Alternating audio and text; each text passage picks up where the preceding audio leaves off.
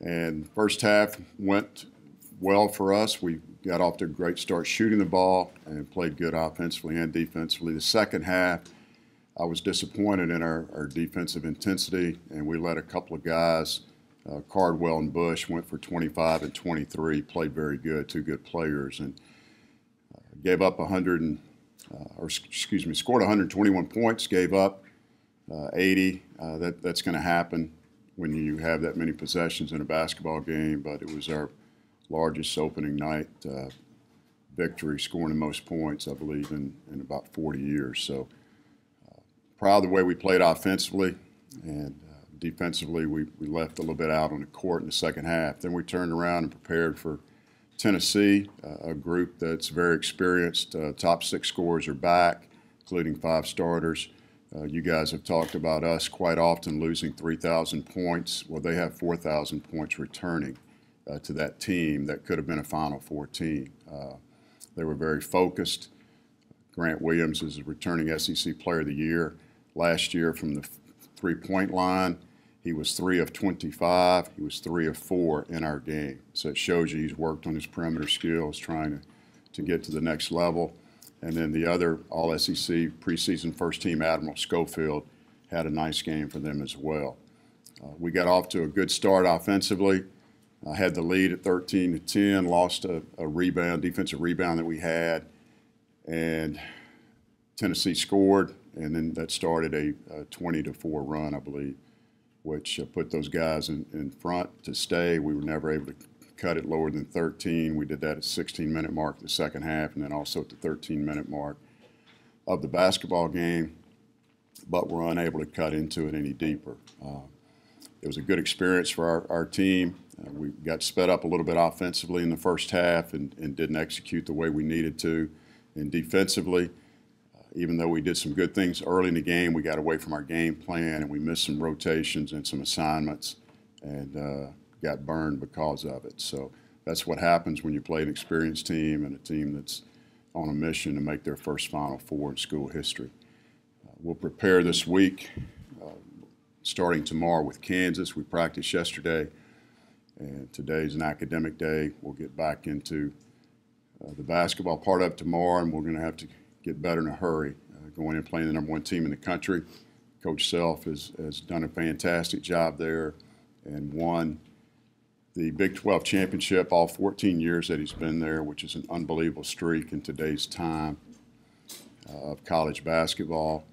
And last year went to the Final Four with a smaller group, losing to Villanova in the semifinals. This year he's got a big group. They're a lot more versatile, and they think it could be one of the best teams that they've had there. So it would be quite a challenge to go to Allen Fieldhouse and see how our guys respond to what is probably the best college basketball environment in the country. So we're looking forward to that. Then we'll leave the next morning on Saturday and go straight to Fort Myers. A week from today, we'll be playing Colorado State at 5 p.m. Eastern Time in Fort Myers, Florida, in the Gulf Coast Showcase, which should be a great tournament. Okay, open up for questions. You touched on experience there. What do you think is the biggest difference between where you guys are at and then, some of the bigger name, higher ranked teams that you played over the years, whether it's the Tennessee or Clemson, Louisville, and you're going to face Kansas? What's the differentiator there? Is it experience, depth, or something beyond that? Certainly both. The main thing is they're all road games, too. They're all road games, and it makes a huge difference. Last year we did not play well at Clemson.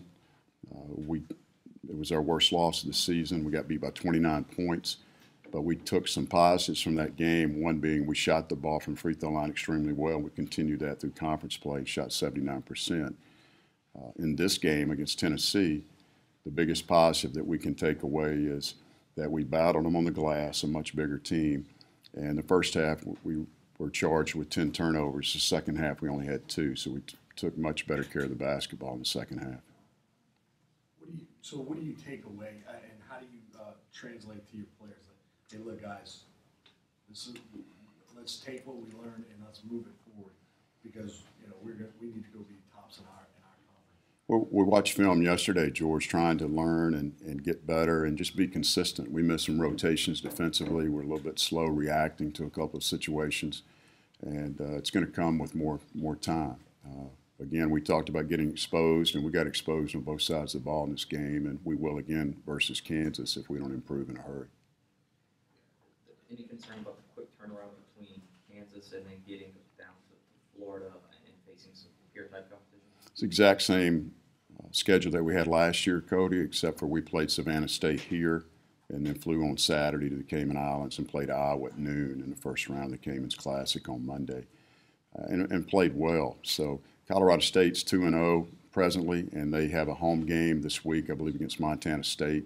So they'll probably come into the event 3-0. It'll be their first road opportunity. It'll be our third. So hopefully being on the road will help us some. But the quick turnaround is what it is. That's one reason we took off today for an academic day to give our guys an extra day of rest in preparation for 3 games in 3 days.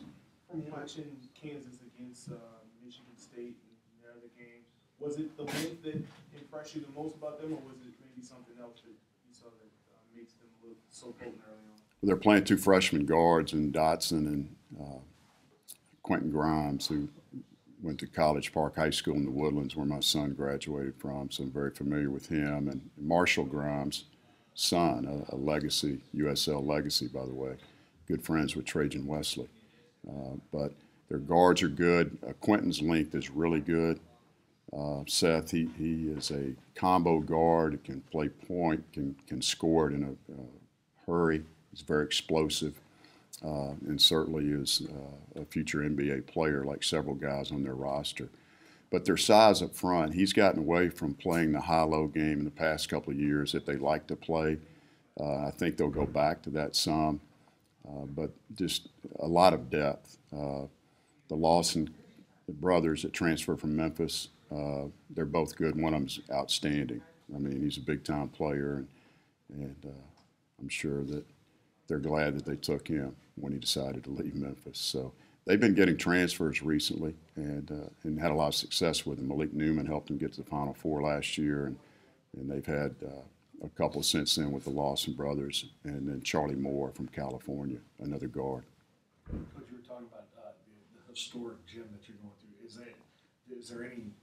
You have to kind of let your players know, hey, this is where basketball started, kind of thing, and go in there.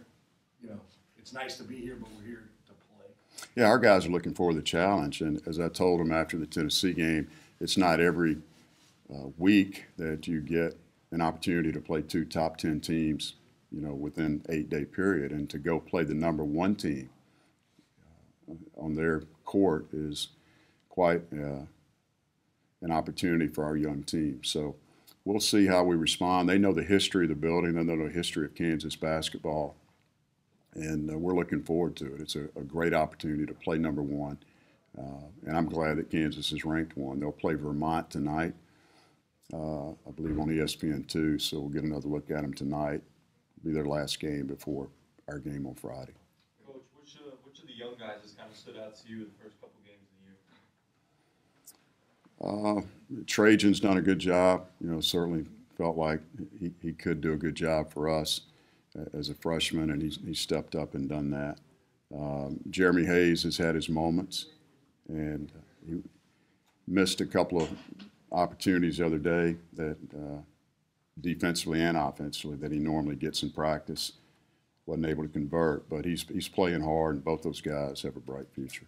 How did you feel about your team's shot selection in last week? Wasn't very good. You know, the first couple of possessions it was, and then we got away from what we were trying to do a little bit, and they hurried us up, and the shot selection wasn't there. I mean, we did not take great shots in the first half, and it got us behind, and it's something that we got to continue to work on. You're going to Kansas, and Bill Self has, in that program, kind of been in the headlines recently. What's happening with the first of 3 trials? Your just thought on the state of college basketball, following the case, and the 3 convictions, and where the game moves from here. Well, I know there's more information coming out on some trials that are due in the spring, but I believe that college basketball is healthy. I think it's in a good state right now, and We've got 353 Division I programs, I think, and you had a few coaches that were involved, and you know, multiply those coaches, 353 times 4, and you've got a handful of coaches that were involved in this to some degree, or at least it's what we know as of now. And I think that's could be the same with any business. So I believe we're in a good state, and hopefully can continue going forward with our game. And it's certainly fun to go to Kansas right now and learn more about the history of our game for our guys, even in spite of what's going on in the media. Does this group have time to like come together and everything, or is this next week and a half going to be that since you guys didn't have the summer trip? Yeah, hopefully.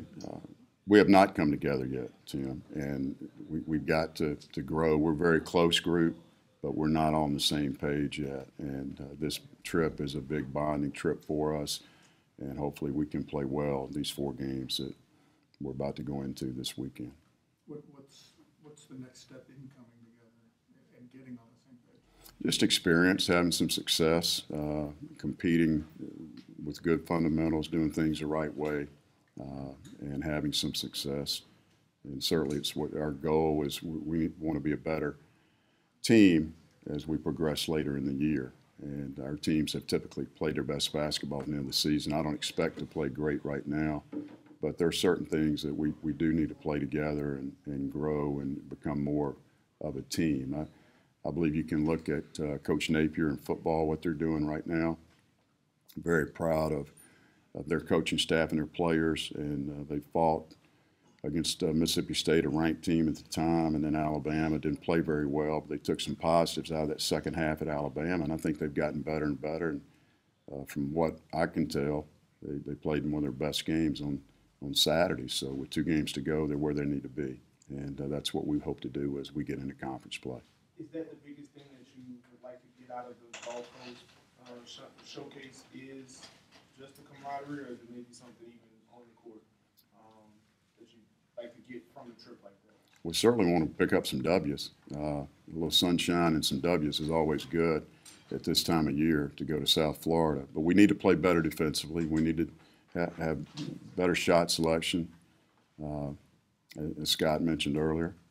Those are things that we certainly can control. We need to shoot free throws a little bit better. We didn't do a good job in Tennessee the other day, and need to continue to take good care of the basketball.